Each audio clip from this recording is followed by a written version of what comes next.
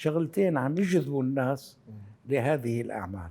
هلأ الأعمال أنصفت ما أنصفت، لا بالتأكيد في بعضها أذى يعني أنا أمي جابت 12 ولد وعمري ما سمعت أبي حكى كلمة نابية مع أمي هالقد أبدا.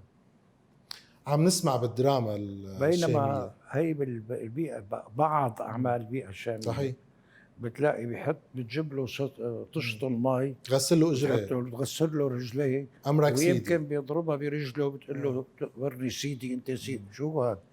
ما هيك المرأة الدمشقية ابدا على فكرة.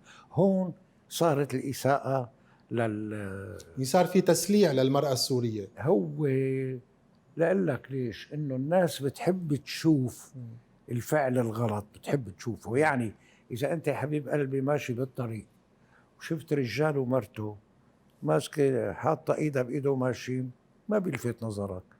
بس اذا كانوا ماشيين ووقف بلحظه وادحى كف لمرته هون توقف تتفرج. يعني بتحب تشوف هذا، بتحب تتابع هيك قصص بتستفزها. وبعدين انه والله الخنجر كله حامل خناجر، عنا ما بيحملوا خناجر.